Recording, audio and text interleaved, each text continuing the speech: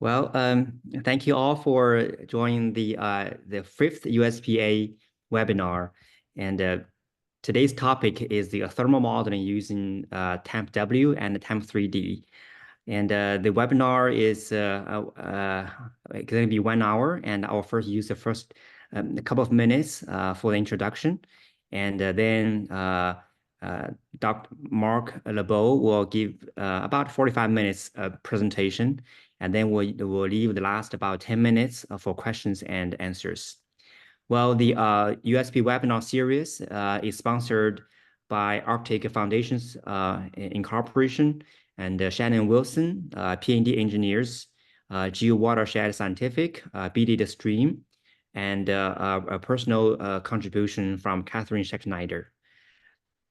Well, first of all, we'd like to welcome and thank Dr. Marc Lebeau, who invests his time to give us this very important webinar on the thermal modeling.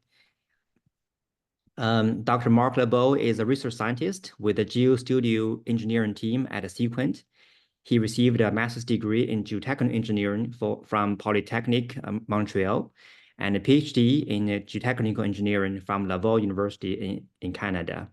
His research combines physical chemistry, hydrogeology, and geotechnical engineering to study coupled transport phenomenon and the mechanical responses of engineered structures. Marc's current research includes the effect of thin films on unsaturated and frozen soil properties, thermal dispersion, non-Darcy flow, and buoyancy-driven flows in coarse-grained soils, as well as inverse modeling. With that, thank you, Marc, for your time.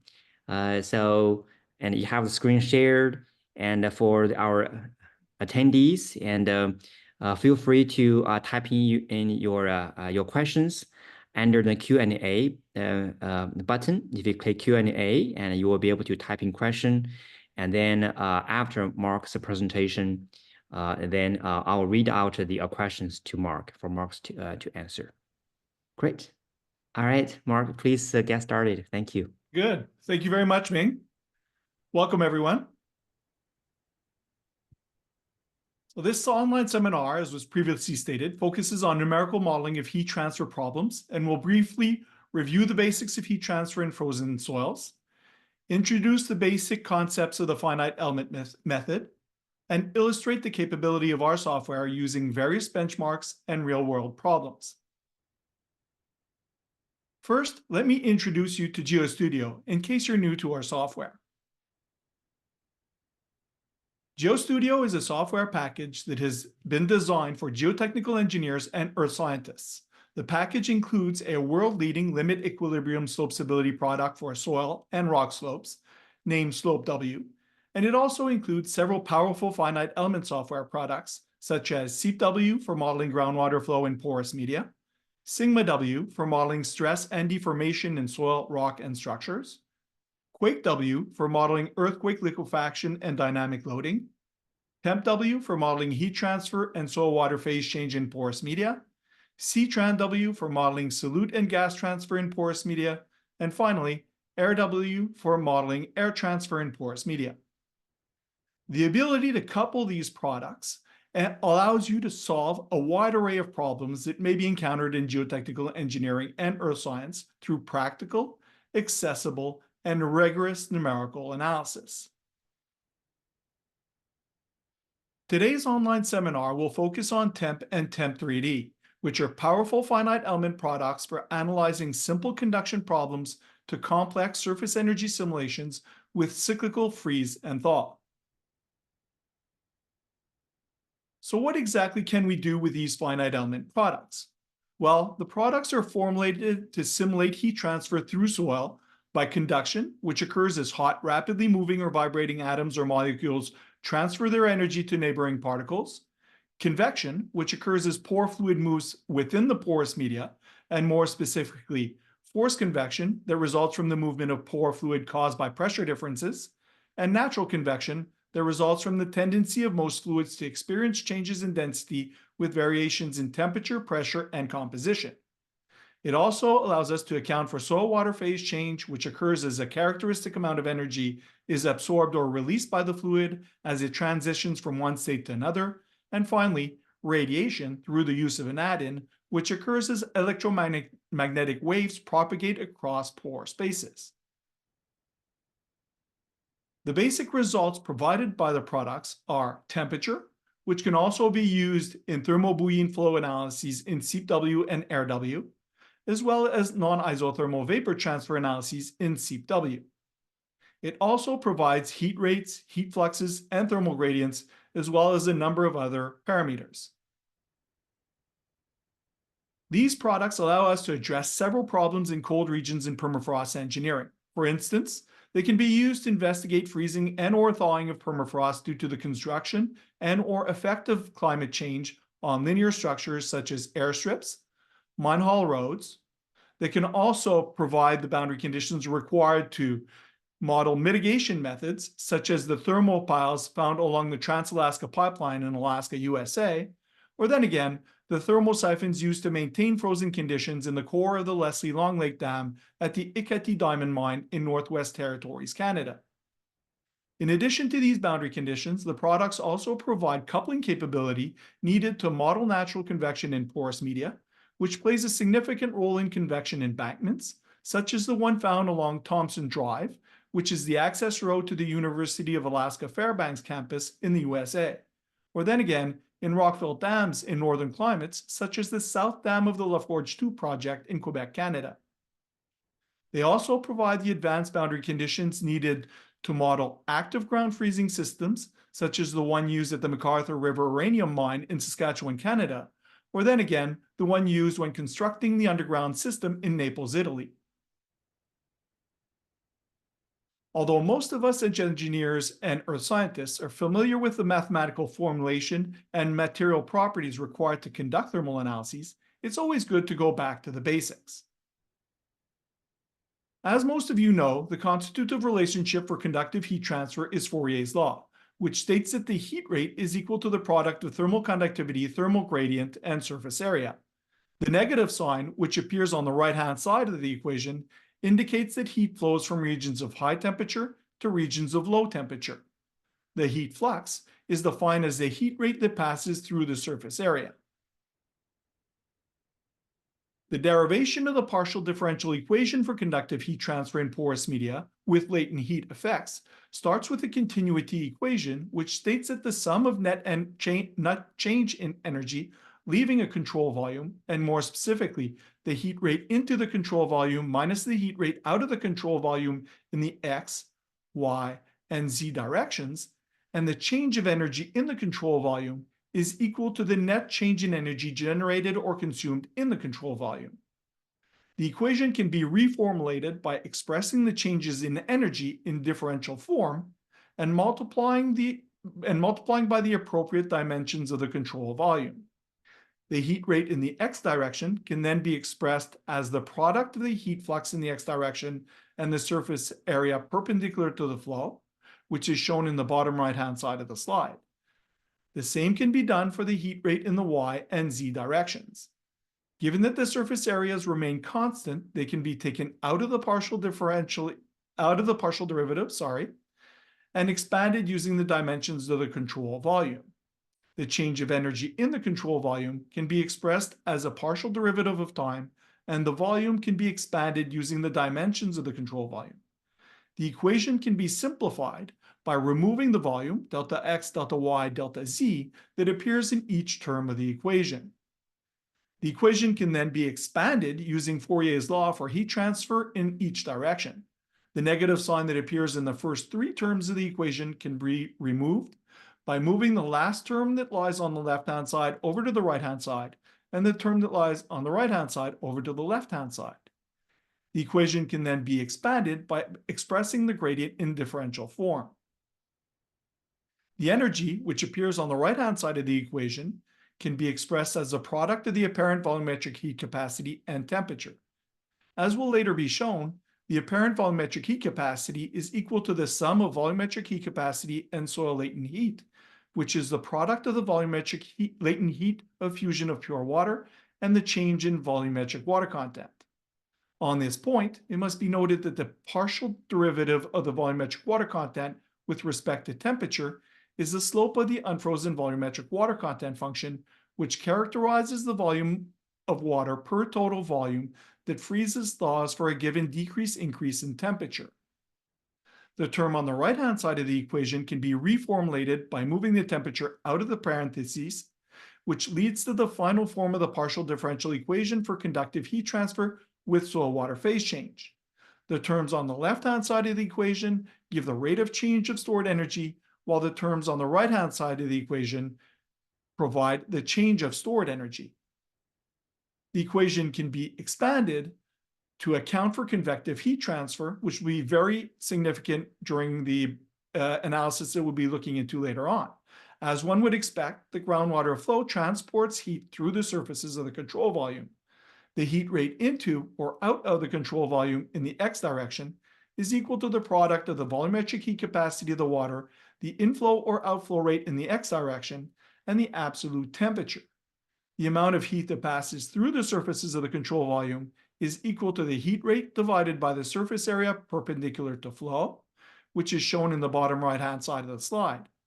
The net change in energy leaving the control volume, and more specifically the change in the amount of heat that passes through the opposite surfaces of the control volume due to differences in flux and absolute temperature, can be expressed in differential form and added to the right-hand side of the equation.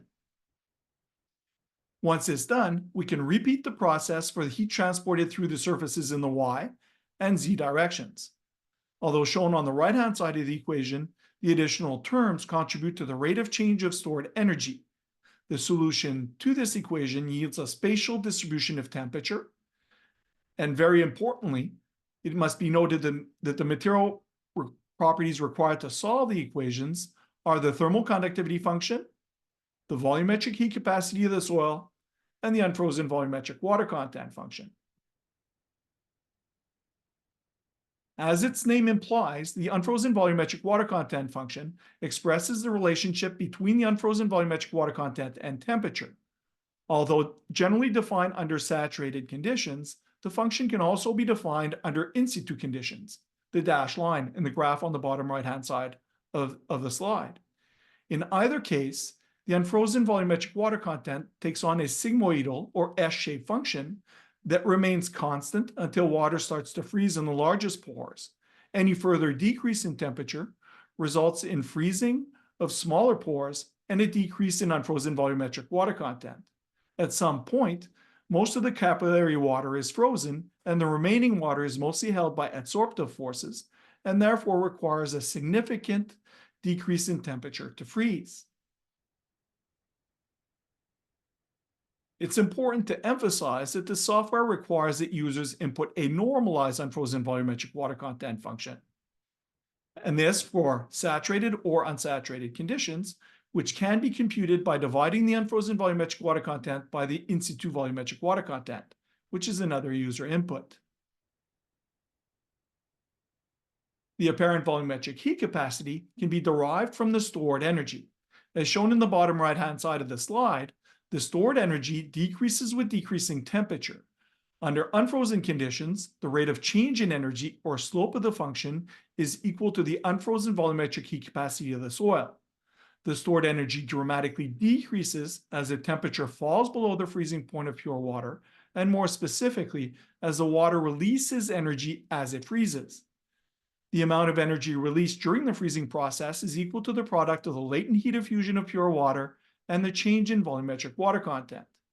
Beyond this point, the water is completely frozen, and the rate of change in energy or slope of the function is equal to the frozen volumetric heat capacity of the soil. The first derivative of the slope, or of the function, is the apparent volumetric heat capacity, which remains constant under unfrozen and frozen conditions. The numerical difficulties associated with solving problems involving latent heat effects resides in capturing the significant change in volumetric heat capacity that occurs as water freezes over a very small temperature range. As expected, the transition from unfrozen to frozen conditions yields significant changes in thermal conductivity, which are mostly due to the change in state from liquid to solid of the pore water. The initial boundary value problem must also include initial conditions that can be defined using, firstly, activation temperature, which appears in the material definition, or then again using the results of a previous steady state analysis or a transient finite element analysis, and finally, a spatial function. In any case, we strongly recommend that the effects of the initial conditions be attenuated by running a multi-year spin-up analysis, which generally spans several decades. The problem statement must also include boundary conditions or constraints, which may be constant or time-dependent. The available boundary conditions include, but are not limited to, the convective surface boundary condition, in which the convective heat transfer between a moving fluid and a bounding surface is computed using Newton's cooling law, which states that the surface heat flux is equal to the product of the convective heat transfer coefficient and the difference between the temperature at the bounding surface and the fluid temperature beyond the thermal boundary layer. We also have the heat flux and heat rate boundary conditions, which provide heat to the domain when positive and extract heat from the domain when negative. The n-factor boundary condition, in which the ground surface temperature is computed as the freezing point temperature plus the product of the n-factor and the difference between the air temperature and the freezing point temperature.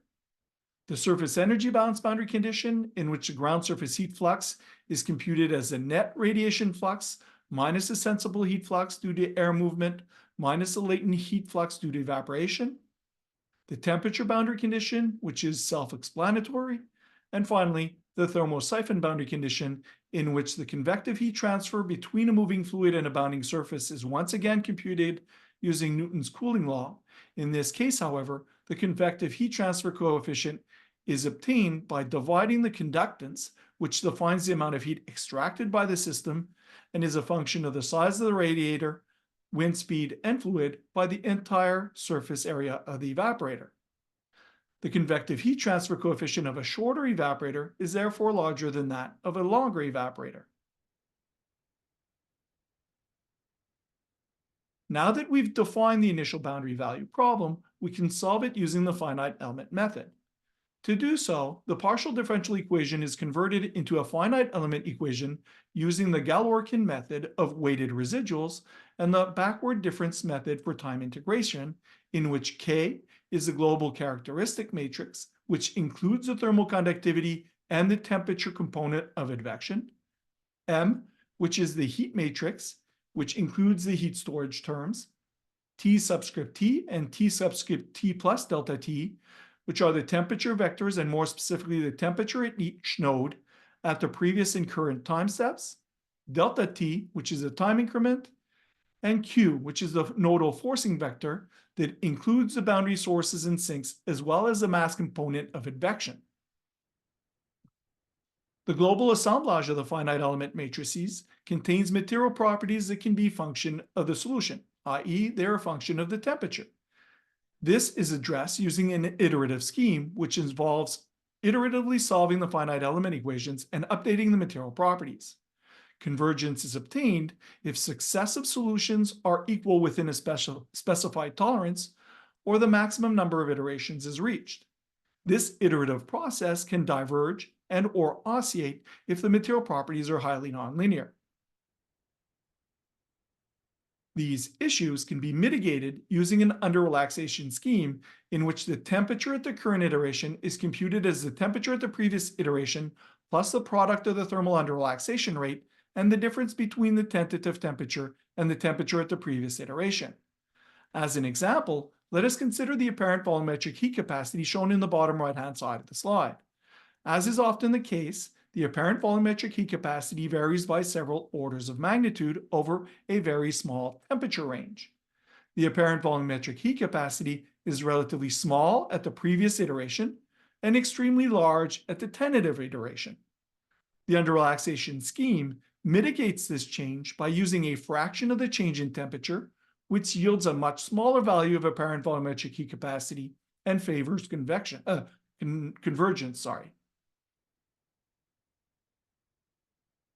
Solution of the finite element equation also requires temporal discretization, and more specifically, a series of time steps over the entire duration of the analysis.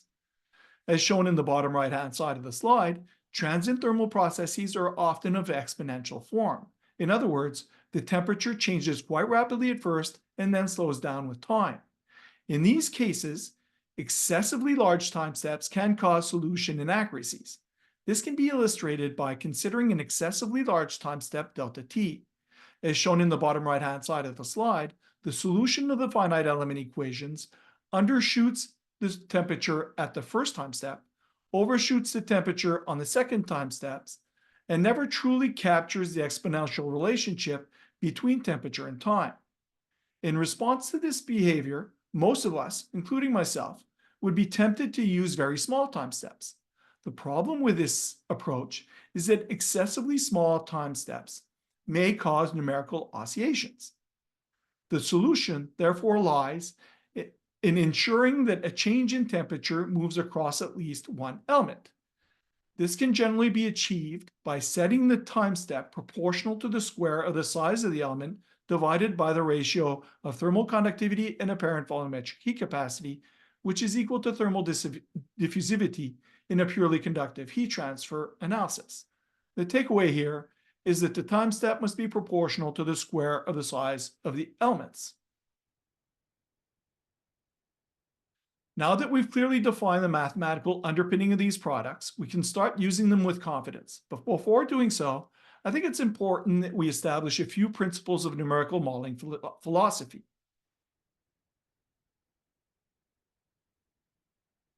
Firstly, numerical modeling is much more about process than prediction. It's a journey of discovery or a way of learning something new about the complex behavior of our physical world.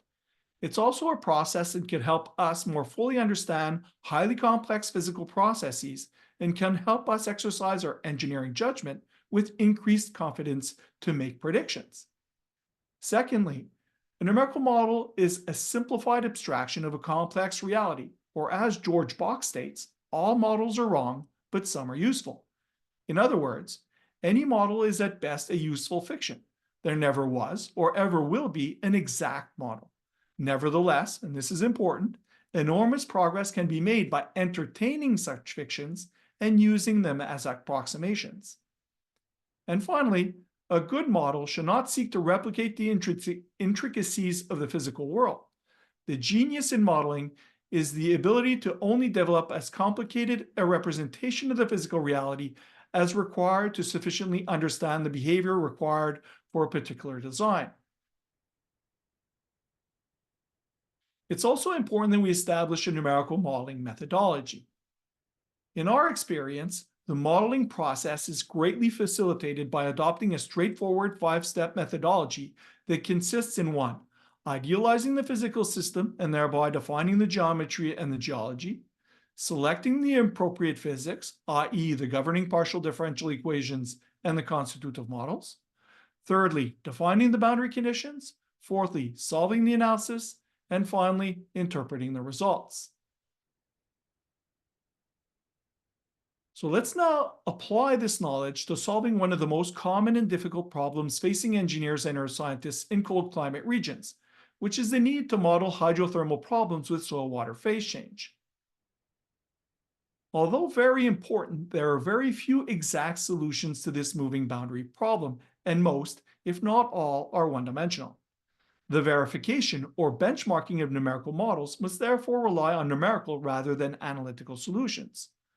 Although numerical solutions may not be exact, the agreement among several different solutions enhances confidence in the reliability of the solution. The problem considered here was inspired by the spherical inclusion problem and simplifies the geometry of the frozen barrier problem. The initially frozen zone is an infinitely long 1/3 of a meter wide by 1/3 of a meter high cuboid that lies in a semi-infinite 3 meter wide by 1 meter high rectangular soil cavity with constant total head boundary conditions on the vertical faces and no flow boundary conditions on the horizontal faces. A constant temperature boundary condition is applied to the left-hand side of the domain, thereby assuming that water enters the domain at constant temperature, while the other boundary conditions or the other boundaries are considered adiabatic. The initial temperature of the domain and inclusion are set equal to 5 and -5 degrees Celsius respectively. This problem was independently solved with 13 different commercial and non-commercial codes, and results were compared using several performance metrics or measures. The first of these metrics is the minimum temperature in the domain as a function of time. As shown in the bottom right-hand side of the slide, the minimum temperature rapidly increases as the frozen inclusion warms due to conductive heat gain from the surrounding soil and flowing water, plateaus as the inclusion thaws, rapidly increases once the inclusion is thawed, and slowly trends upwards as the cooler region makes its way towards the right-hand side boundary. The second performance metric, is the total volume of liquid water in the domain as a function of time, which slowly increases as the inclusion thaws and remains constant thereafter. So let's go ahead, open the software, and create a new project named Interfrost Benchmark TH2. There we go. So I don't previously open the software. I create a new project right here. We'll be using a metric template.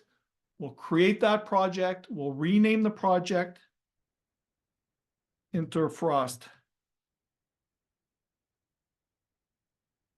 Benchmark TH2 for thermohydraulic 2.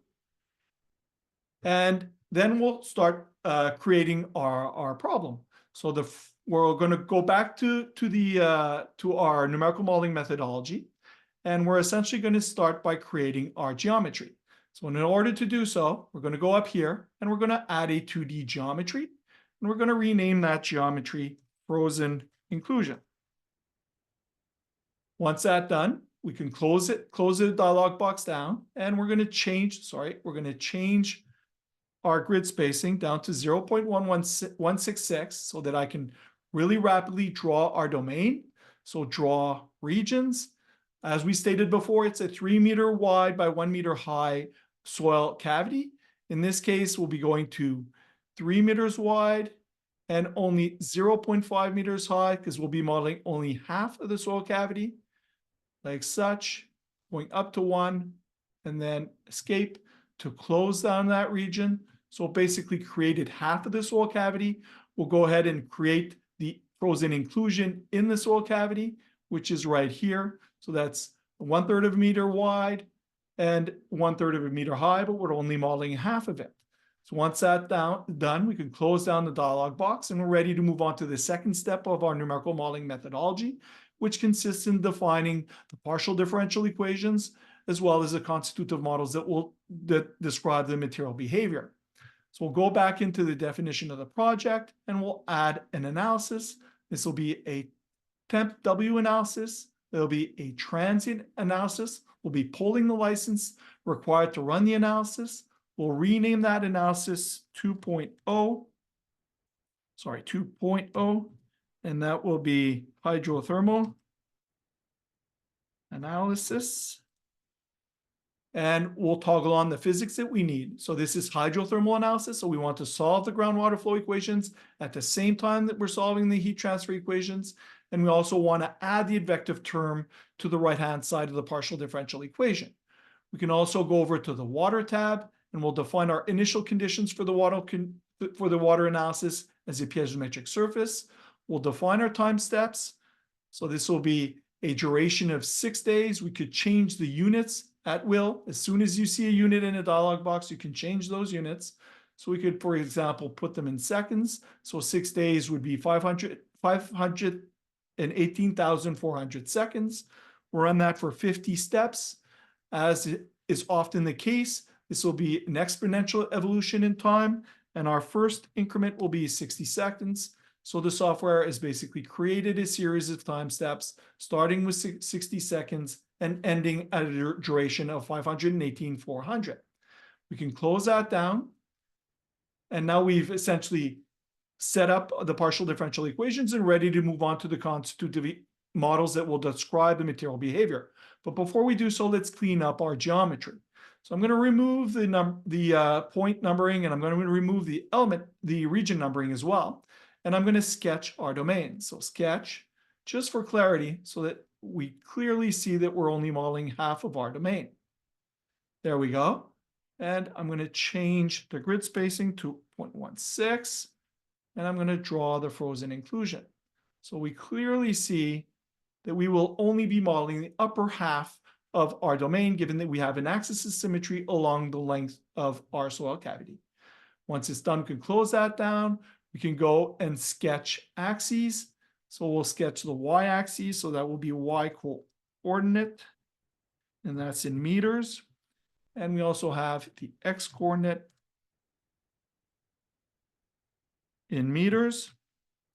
So the x-coordinate will run from 0 to 3. The y-coordinate will run from 0 to 1. And if I close that down and I zoom out, I see that the axes, or the font associated with the axes, seems really large. Well, in fact, they're predefined. If I go into View Preferences, I've defined the axes as 10 points. So why they're appearing so big? Well, if I zoom into my domain, I see that the zoom is approximately 1 for 16 or 1 for 12. But if I go into define the scale is 1 for 200. So if I want that font to appear at a scale of 10 points, I'll change it over to 12. By doing so, I basically recover the font that we should have. So once it's done, we can go ahead and define the constitutive models that will describe the material properties. So we'll go into Draw Materials, we'll define, and what I'll do is I'll pull the material properties that were previously defined in another analysis. Just going into the analysis right now, and I'm copying them, Control-C, moving over to the window, Control-V, and I'm pasting in the material properties. So let's review that first, the material properties for the soil cavity itself. So as previously stated in the partial differential equation, we need the thermal conductivity, we need normalized unfrozen volumetric water content, volumetric heat capacity, in situ volumetric water content. The activation temperature here is the initial temperature of the cavity. So if we have a look at the first function by clicking on the ellipsis, we see that our thermal conductivity function is defined over a temperature range. This is that provided in the paper, which was based on a weighted arithmetic mean of the thermal conductivity of each of the constituents of the soil. You can close that down, move over to the ellipsis for the normalized unfrozen volumetric water content, which decreases from 1 down to approximately 0.05. So this is a representative volumetric water content function. In this case, it was taken from the paper using an exponential relationship between unfrozen volumetric water content and temperature, and it's described by Mackenzie et al. In 2004. We can close that down. We see the unfrozen volumetric heat capacity. We have units here. We could change them if we wanted by clicking on the right-hand side mouse button. And we see that the unfrozen volumetric heat capacity is much larger than that of the frozen volumetric heat capacity, given that the volumetric heat capacity of water is higher than that of ice. In this case, they were determined using a weighted arithmetic mean. Once again, the in situ volumetric water content is set to 0.37 and the activation temperature 5 degrees Celsius. We'll also go over to hydraulic tab. We see that we've defined the volumetric water content function. In this case, the volumetric water content will remain constant. The soil cavity remains saturated during the entire duration of the analysis at 0.37. The hydraulic conductivity decreases from a saturated value down to a much lower value of hydraulic conductivity at pore water pressures or matrix suctions in the order of 500 kPa. In this case, the function was determined using the impedance function provided in the paper and Clapeyron's equation for a relationship between temperature and pore water pressure. In this case, the Clapeyron equation that was used is with constant ice pressure and with constant latent heat of fusion. We can close that down, and another toggle that we've toggled on here is reduce conductivity in the frozen ground. So the software will be basically computing temperature From that temperature, it'll be using Clapeyron's equation in order to compute the pore water pressure. It will then go into the hydraulic conductivity function and determine the hydraulic conductivity based on that pore water pressure. If I move over to this other material that we've defined, the only difference is the activation temperature, which was set equal to -5 degrees Celsius. So we could close that down and we can go assign it or ascribe it to the different region, simply selecting, moving over, and clicking on our region. Once this is done, we can close that down and we'll have a look at the mesh. So we'll go into View, Preferences, Mesh, like so. So I'm always going through the main menu at the top, and you could go through any shortcut on the right-hand side or a shortcut at the top of the menu. And we'll go ahead and draw the mesh properties, and we'll set the mesh to 0.05 in this case. And then what we'll do is we'll define the piezometric surface or the initial conditions for the groundwater flow problem. So at a x of 0, we'll have a total head of 1.09. And at the end of our domain, at 3 meters, we'll have 1 meter. So we'll basically have a head drop of 0.09 over 3 meters, and therefore have a hydraulic gradient of 0.03 meters per meter. So we basically gone through the first 2 steps of our numerical modeling methodology. We're ready to go on to the 3rd step, which is to define the boundary condition. So we're going to draw boundary conditions, define. I'll remove the pre-existing boundary conditions just to remove any possible confusion. We'll add new hydraulic conditions. So this will be water total head for the left-hand side. Just let me correct those misprints and another misprint right here. And that will be a water total head boundary condition. Just for clarity, adding that a nice dark blue, we can clone it or create a new one. Much easier to clone it because we're going to define another total head boundary condition for the right-hand side. And that'll be 1 meter and a light blue. Just let me check if no, I did not set that boundary condition correctly. So 1.09 on the left-hand side and 1 on the right-hand side. And we also want a thermal boundary condition, for the left-hand side for the water that's entering the domain. So that will be a constant temperature boundary condition, and that will be at 5 degrees Celsius. So the water will be entering our domain at 5 degrees Celsius. Let's put that a bright red.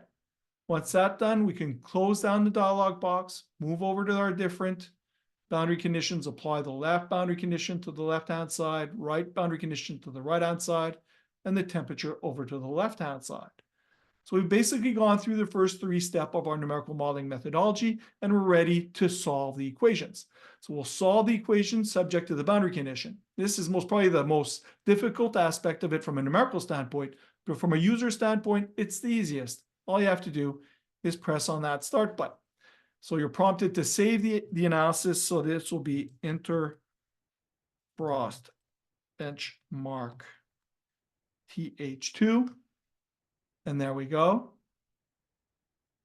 And we'll start the solve process. And we get the default setting, which we see the vectors in our domain. So the first thing that we could have a look at are the contours. So if we click on the contours, we have predefined contours right here. We have total head, pore water pressure head, and temperature. But we could define a number of other contours for material properties, either be it unfrozen volumetric water content, latent heat diffusion, or any other parameter. So let's have a look at water total head, and that evolves from 1 to 1.09. So that's like this, and we'll essentially put the bright colors for bright contours, but you can do whatever you want, and we'll close that down. And if we toggle through time, we see that the vectors are essentially showing, and the contours are essentially showing that water is flowing around our frozen inclusion at first. And then as that frozen inclusion starts to thaw, we'll see water progressing into the region defined by the inclusion, and water essentially going back to steady state and moving from left to right. So really interesting from a hydraulic standpoint, but what about thermal, right? That's what's most important to us right now. So let's go ahead and define the temperature contours. Temperature will evolve from -5 to +5 degrees Celsius. And we basically want that cold to be blue, and the warm to be red, and like so. So just one thing that I will add an ISO surface so that we can track the position of the frozen region. So in this case, that will be liquidus temperature or 0, so liquidus temperature or 0 isotherm. So that would be a temperature of 0, and we'll put that blue, close that down, and you can see here we have our dashed line representing the frozen region. As we toggle through time, we'll see that the frozen inclusion will slowly increase in temperature as it gains heat from the surrounding soil and the flowing water. And as time progresses, we'll see that the frozen region will start to thaw, and then we'll have a decrease in temperature within our domain, and that temperature or the lower temperatures will slowly dissipate and move over to the right-hand side of our domain. So these contour plots are really nice for putting in reports, but they provide very little insight into the data. So we strongly recommend drawing graphs, and the first graph that I recommend, so I deleted that default graph, and the first graph is convergence. Convergence each step. And the first convergence that we'll have a look at is pressure, right? So we have two equations that we're solving. We're solving for groundwater flow and we're solving for temperature. So we want to be sure that we have convergence in both cases. So in this case, we'll set the convergence each step. We don't want to look at the heat iteration count. We want to see the unconverged pressure head nodes. In this case, there are no unconverged nodes, meaning that the convergence is ideal. So there are no convergence issues for the pressure or the groundwater flow analysis. We can clone that and create one for the temperature analysis. And then moving over to temperature nodes, we see that we also have perfect convergence for the thermal analysis. So there's no need to go back into the definition view to change the meshing or to change our time stepping scheme, or then again to change the convergence settings to get convergence. Everything is working correctly. We can therefore move on and look into the data. So we can define a new graph, and for example, we could have a look at temperature along the center line. So that would be temperature, set the location. I'm going to click on a geometry item. I can control click on the other geometry items and show the graph. Moving to the top, we want to express that as a function of x. So if I were to control click within the dialog box for the time steps, I would be seeing the time steps that I want, or I could double click to have access at all the data. And you could essentially look at any data, right? Material properties, heat fluxes, groundwater flow, anything that you wanted. So once we've done this, might as well go ahead and look at our performance metrics. So we'll create a new graph, and this will be a graph for performance metric. And what's the first performance metric? It's minimum temperature. So that will be metric, and that will be temperature in the domain. And in order to do so, we'll select the mesh and we'll set the location, but we'll select the entire domain. So it'll be extracting the data at all the nodes. We'll show the graph. Graphs don't make much sense, but essentially what we want is the data. So what we're going to do is we're going to extract the data by clicking on the right-hand side mouse button, and you can go and copy the graph data, or then again, you could go over to more and copy the graph data from here. So if I copy that graph data, and then I go into a spreadsheet and I paste it in the spreadsheet and I calculate the minimum temperature for each time step, I'm able to calculate the performance metrics that we had. So if we have a look at how the software behaves, well, it's a near perfect match with that which was obtained for the different software, for the 13 other computational codes. We could go back into our analysis and find the next performance metrics. So if I were to clone that, so the other performance metrics would be unfrozen volumetric water content in the domain, and I'd simply select, sorry, that takes a slight amount of time, the material properties, and then I set the normalized, but in fact, it is the volumetric water, unfrozen volumetric water content. So that's a small issue in the UI that I will ask to be corrected. I can then copy that data over to the spreadsheet and compute the volume of water in the domain in the spreadsheet, and then go back and compare that to our metric, to the results from the numerical codes, and we see that we're in perfect agreement. So the software is perfectly adapted to modeling hydrothermal analysis. So this brings the benchmark to an end, but I'd really like to open the software once again just to show you how easy it is to set up a 3D analysis. So if I go back in the software and I close this down, I could create a 3D analysis by going into the definition view, define project, and I'll add a new geometry. That'll be a 3D geometry. I'm asked to pull a license for Build 3D. This takes slightly some time. So 3D frozen inclusion. There we go. We're going to add the analysis. So that would be a TEMP analysis. We're doing essentially the same thing, but for a 3D case. We toggle on water flow, toggle on force convection. The water boundary condition will come, initial condition, sorry, will come from a piezometric surface at time. I forget what that number is. So in days, so that would be 6 days. Up here, 50 exponential, and then I forget what the 60 seconds is in days. So I can simply change that over to seconds and input the value in seconds right here. So I've set the time steps and we're ready to import the geometry. So all I have to do is import the analysis, and my 2D analysis is automatically populated in my 3D geometry. And we essentially have that 3D geometry. So in 2D, let's never forget that we're extruding into the page, and we're extruding to the page, in this case, by 1 meter. So we basically define our geometry. The boundary conditions are already pulled in, and the material properties are already pulled in as well. So all we have to do is define a piezometric surface. So I'll define that from a series of points.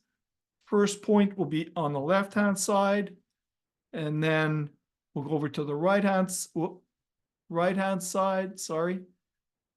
3, 1, 0, and 3, 1, 1.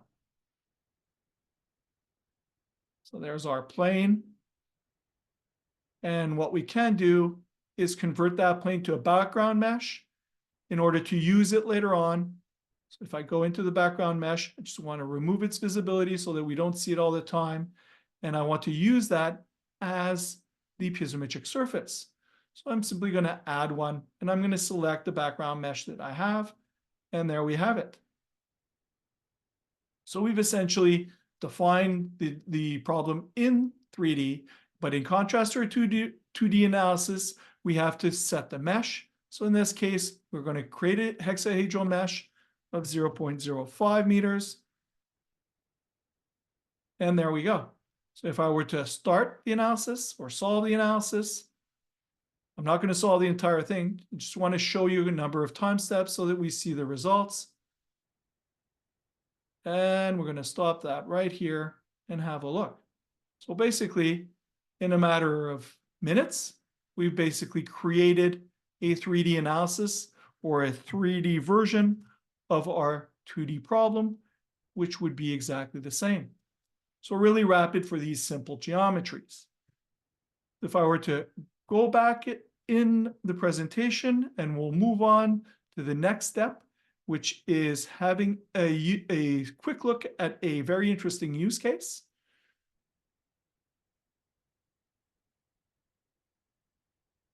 And more specifically, this is Shannon and Wilson's thermal improvements at the Lost Creek site along the Trans-Alaska Pipeline System.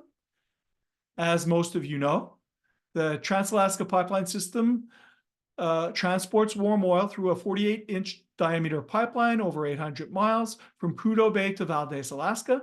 This system traverses continuous and discontinuous permafrost and is supported above ground and buried depending on permafrost and ground conditions. The Lost Creek site is in discontinuous warm permafrost on a northwest-facing cut and fill slope. The pipeline Grade along the slope was achieved by excavating an approximately 60-foot deep cut in the upper portion of the slope and using a portion of the excavated material to construct the up to 40-foot thick fill embankment along the lower portion of the slope.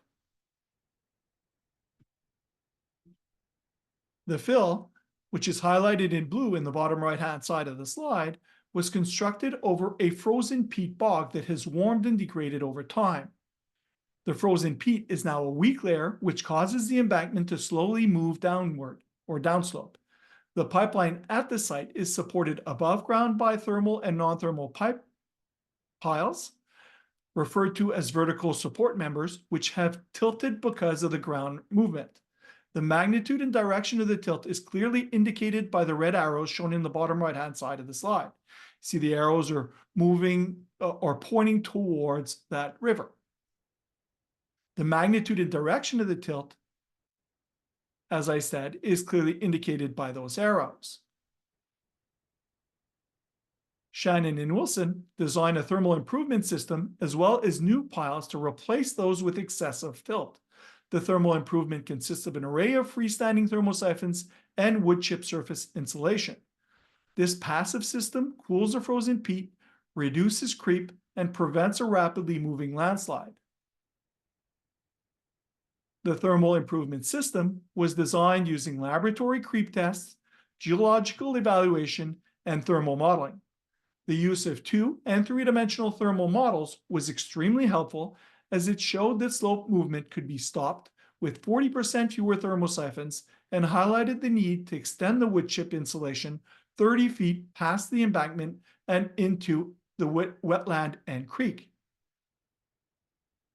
So we've now reached the end of this online seminar. I hope you've enjoyed the content and learned something new. Before fielding questions, I'd like to thank M.Sc.A, President of the United States Permafrost Association, for the invitation, and Oliver Hoops, Senior Associate at Shannon and Wilson, for generously sharing his team's work on the Lost Creek site. And now, on to the questions. Thank you so much, Dr. Lebeau, and you presented a wealth of rich content. And fortunately, we can always go back to the recorded seminar and to check the details if anyone of us fully understanding the content yet. Well, we have about 5 minutes, and we have only 3 questions. Mark, I wonder if you can read the questions yourself and see if you could answer them. And it's under the Q&A button. Oh, yeah, just let me, on the Q&A button. Sorry, I'm not very familiar with Zoom, as I stated before. I just have to find that. So Q&A, yes. Yeah. So Does TEMP-W have a function to help determine appropriate time steps? That's a good question. In general, no, it does not. It is by trial and error. Well, in some ways, it doesn't have a predetermined way of determining the time steps, but what you do is you initially run the analysis with a set of time steps, you look at convergence, and then you adjust the time steps accordingly. But there's not an automated way of defining the time steps. I hope that answers the question. And the next question, are you able to simulate subsidence from ground ice melt? Well, unfortunately, no, it's not a thermomechanical model. So for now, you cannot model subsidence from the thermal analysis. This is something that we want to look into. It's something that's very important. If you are interested in doing that type of analysis, then I'd point you for the moment towards software like Plaxis, which is one of our the software in our company, which would be very good at achieving that task. But it's something that we really want to look at in the future. And the next question is, what are the criteria for setting the maximum temperature difference when you define a project? Is there any quick method to have a rough estimate of that? Maximum temperature difference. I'm not too sure I understand the question. I'm sorry. Arian, if you could add some clarification to that question, I'd be more than happy to answer. So I'll move on to Christopher's, and I'll wait for Arian to add his or her comment. So The other question is, it's from Christopher Stevens, who I know quite well, who uses TEMP and TEMP 3D. Okay, so I'll read the question. So I'm finding more use and benefit from importing the ground thermal results in Leapfrog, another Seequent product, absolutely, for analysis with other data sets. Are there any upcoming improvements with GeoStudio that you can share that would increase the flexibility with exporting 2D and 3D model results for importing to Leapfrog? Absolutely. We are continuously working on integration with Leapfrog. And it's something that we strive to make much easier. We want that perfect integration where basically, as an engineer or a neuroscientist, you'll be creating your models or your geological model in Leapfrog, importing that into our product, modeling it in our product, and then pushing back into Leapfrog to analyze the results. This is something that absolutely we're working on. And you could also, this is something that we'll be working on in the future. We do not have a Python API right now, but we are working on a Python API. So we want to be able to push our data over to Python and that you could be able to interpret your data at will. This is something that'll be released. I don't want to say something that will not come true, but let's say in the next year or year and a half. But it's something that we're actively working on.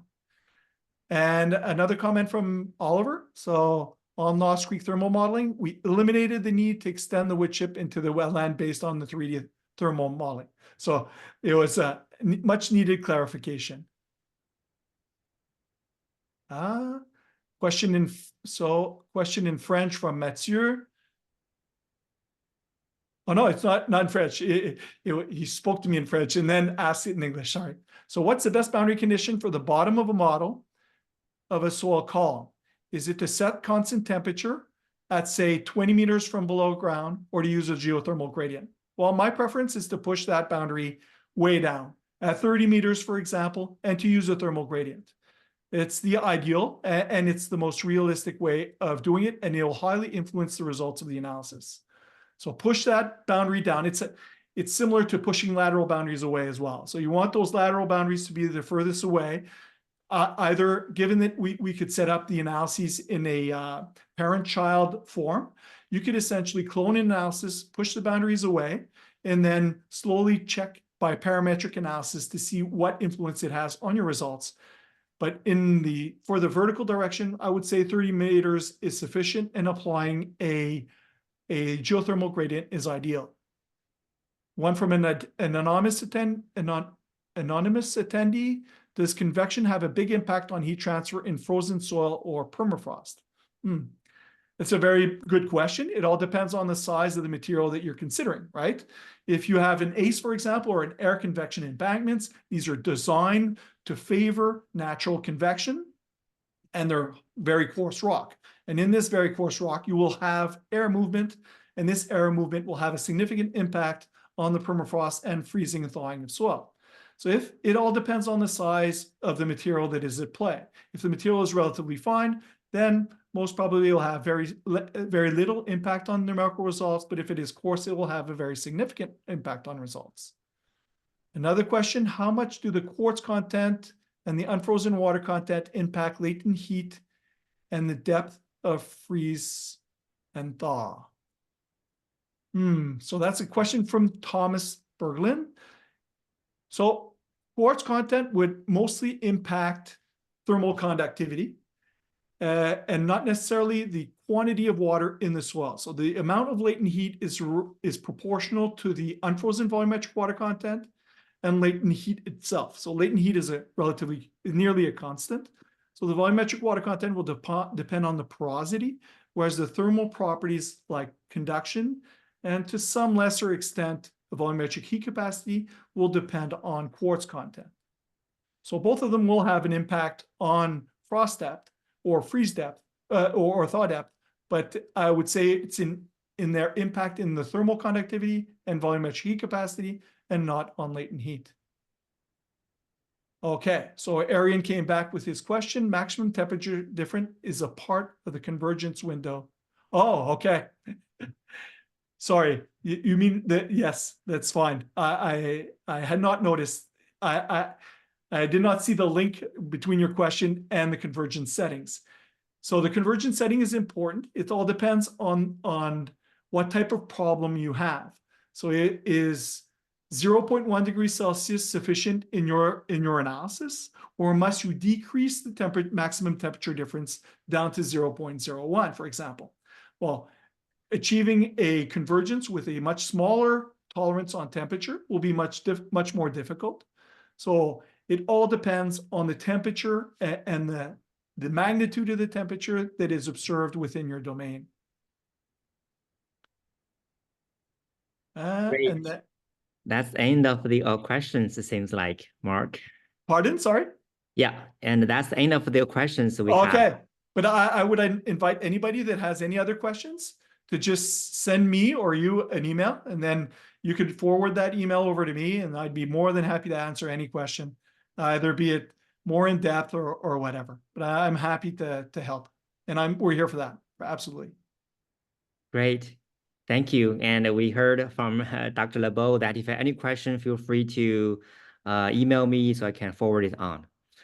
Great. Thank you so much, Mark. We appreciate your time and this very valuable webinar. And that concludes our webinar today. I'll follow up with our PDF of the slides. And then the recorded webinar will be on the USP website. Great. Thank you all. Thank you. Have a good day. Thank you, Mark.